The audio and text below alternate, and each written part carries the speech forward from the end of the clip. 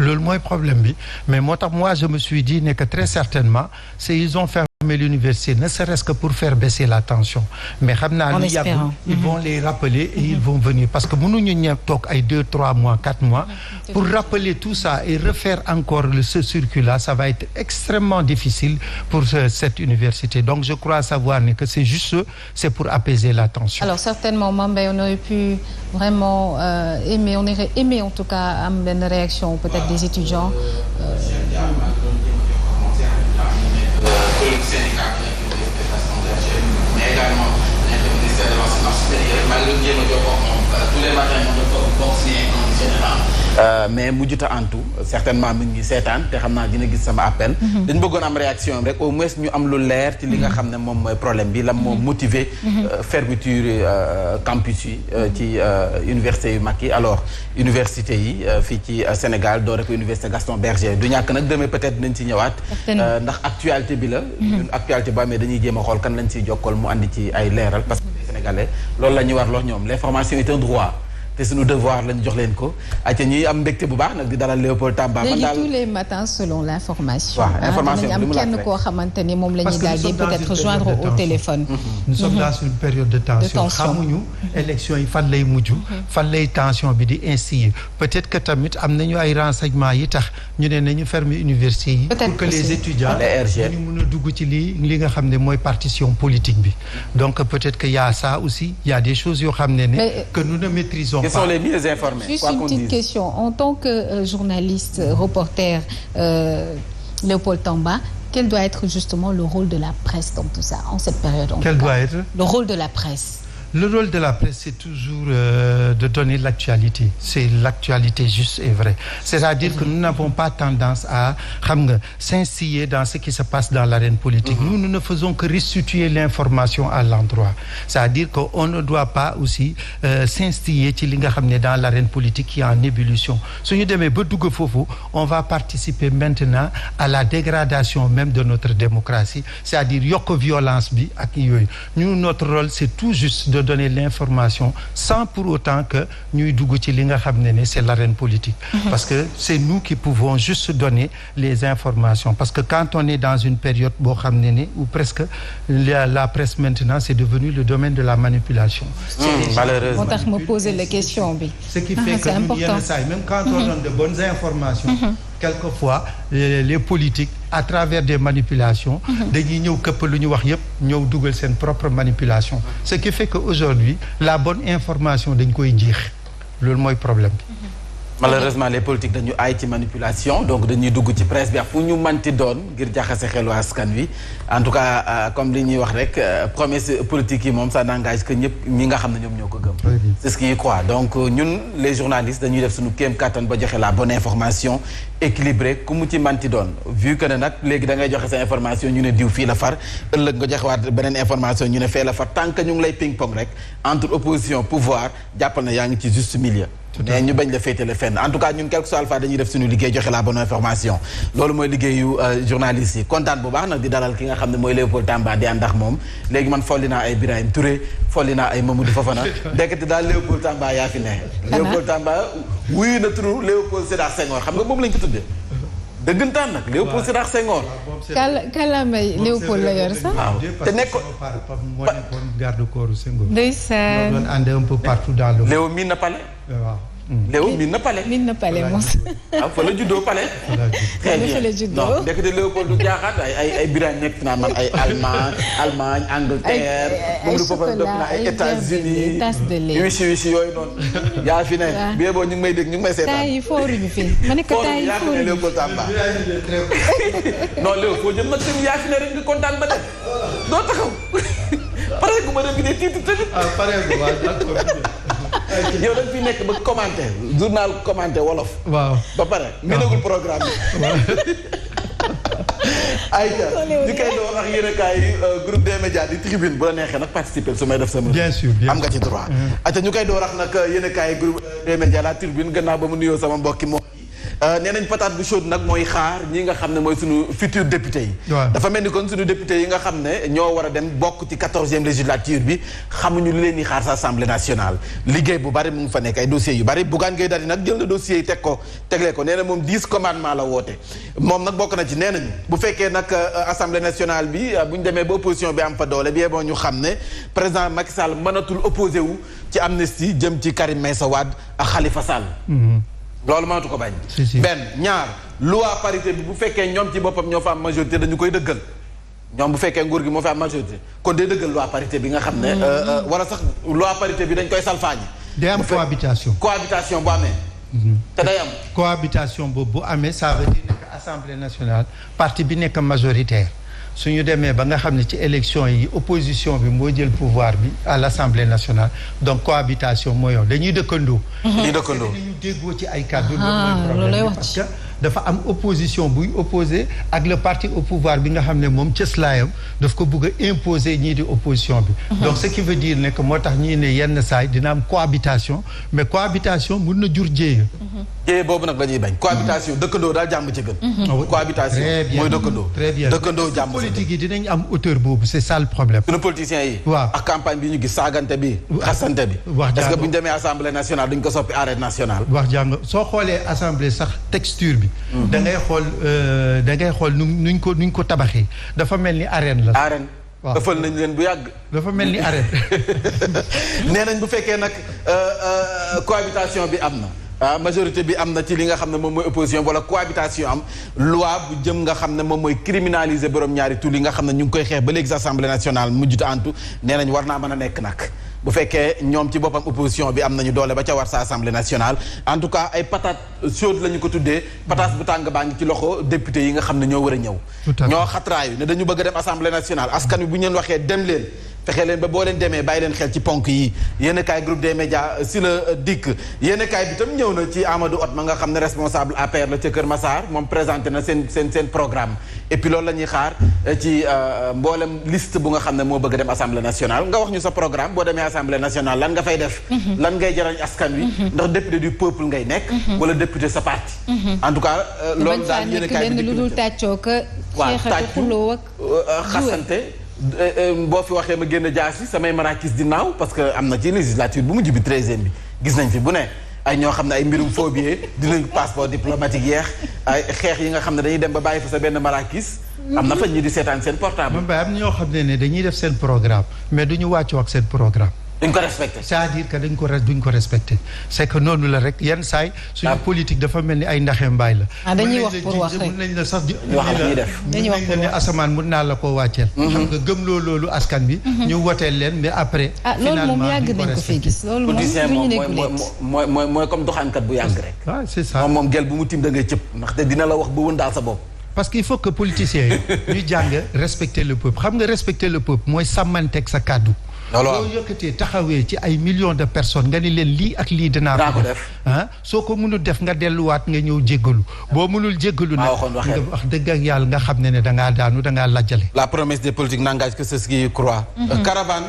bu contre troisième mandat Bougane Gueye Dany nag wàcc na si arène bi Bougane nag war na entraîner de yaram baa ngi sol ndox de xool ko wala Bougane yow ni mu amee woon physique daan dugg salle jàpp temps yi tourné wul moo tax toppul ci ginnaaw kenn gëj a tourné fu nekk nag gisuma ko démb mais xam naa li mu jot a génn ñàkk na tooy xib il faut na nga duggiwaat salle option bu baax la def parce que xam nga pourquoi il est resté dans le jeu politique ba léegi il est dans le jeu politique c'est-à-dire que ñële ñi ngi kii pour dem assemblée nationale mais moom day marquer sa présence parce que tamit bul ñu fàtte ne que législative bi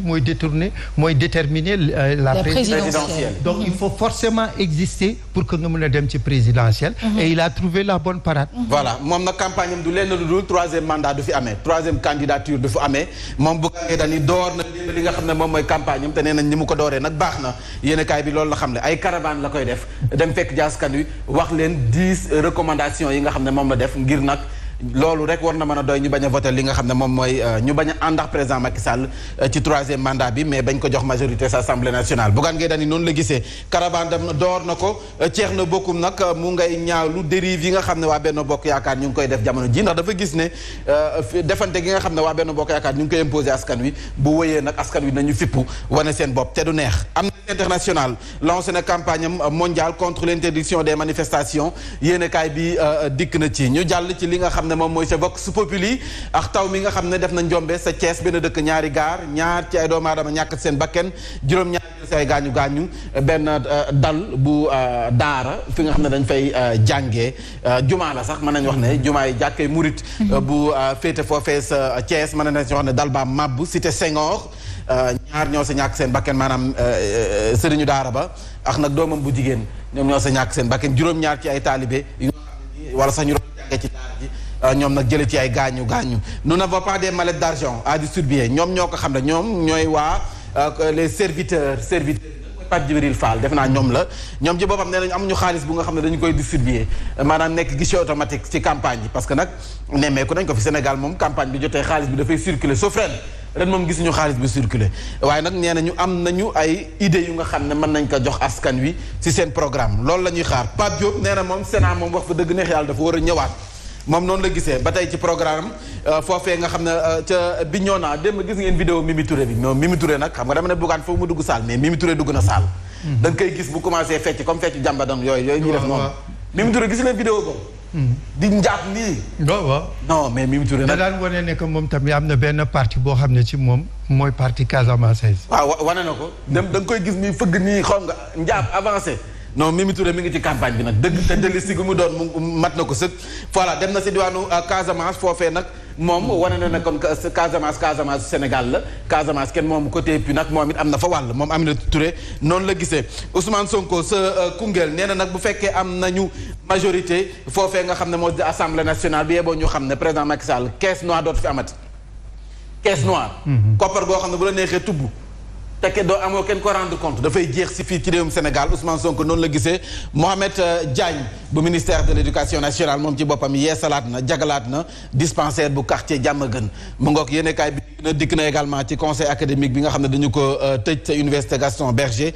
ñu ñëw ci li nga xam ne moom la ñu doon wax sànq profilu juróom-ñaar tête de liste nationale yi qui vaut quoi ñu ngi nii ñi ñooy tête de liste yi tête de liste yi ak ni ñii ñoo war tête de liste yi war a def assemblée nationale en tout cas ku si nekk am nga looy jariñ ku si nekk am nga loo def fii ci réewum Sénégal ku si nekk am na nu ñu lay bàkkee askan wi am nañu bët bu ñu leen gisee ñu ngi nii daal en tout cas sama mbokkum Tëngéej bi Abdourahmane Diouf mais nuy baax Tawféex fu mu nekk nii moo ngi ci campagne bu metti fu mu nekk peseetul sa 10 kilos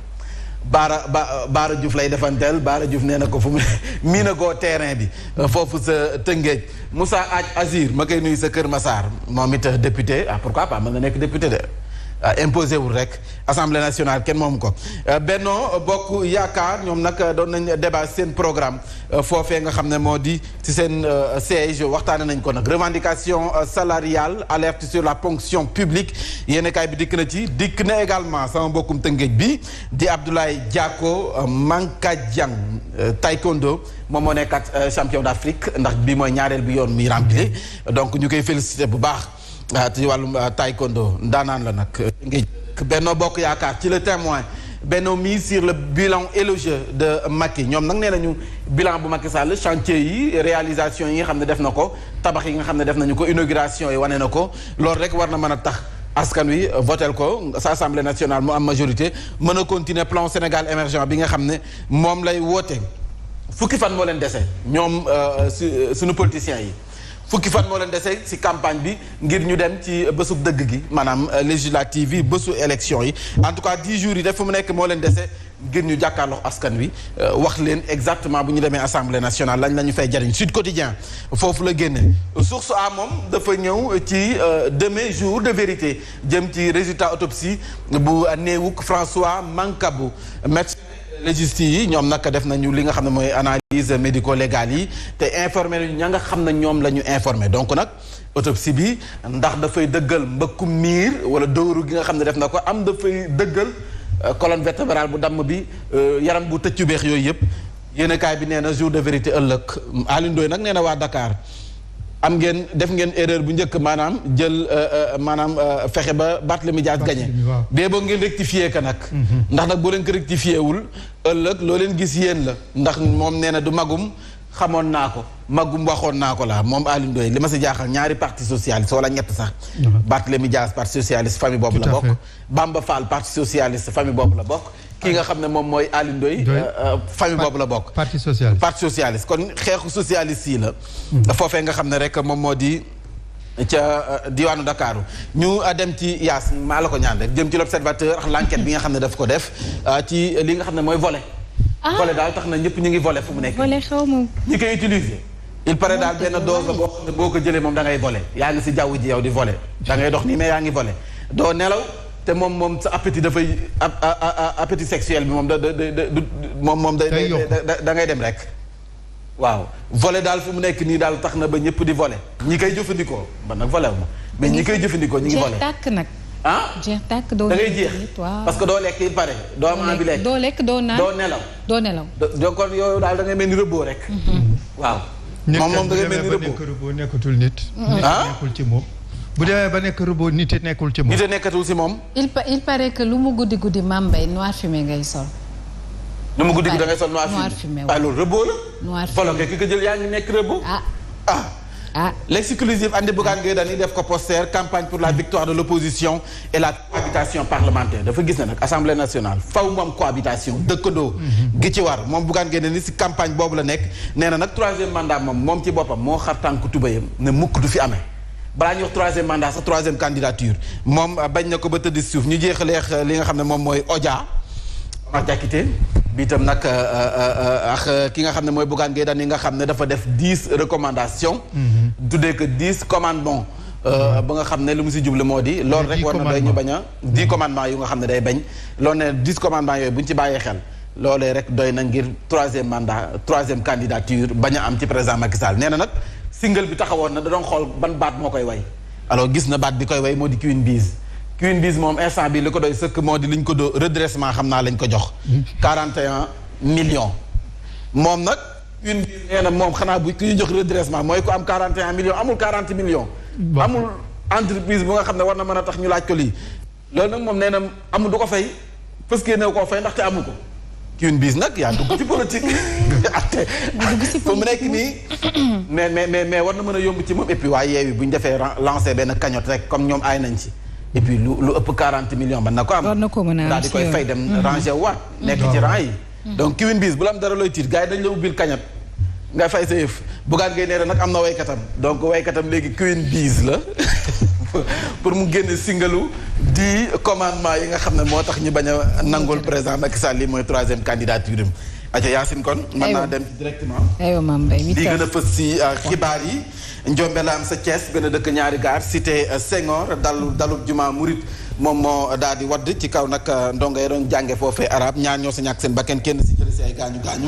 loolee nag mi ngi am ci ab daara bu nga xam ne nii mën sañu wax ne jamono joojee ndongo yi ñi ngi doon jàng si teewaayu ko seen sëriñ ba sa université Gaston Berger bu Saint-Louis at étudiants yi nag jamono ji takk nañu jóg dajale ñu seen i bagage tàmbalee ñibbi seen i kër lépp nag bawoo ci dogal ba nga xam ne dafa directeur bu CROUS moom moo ko jël jëm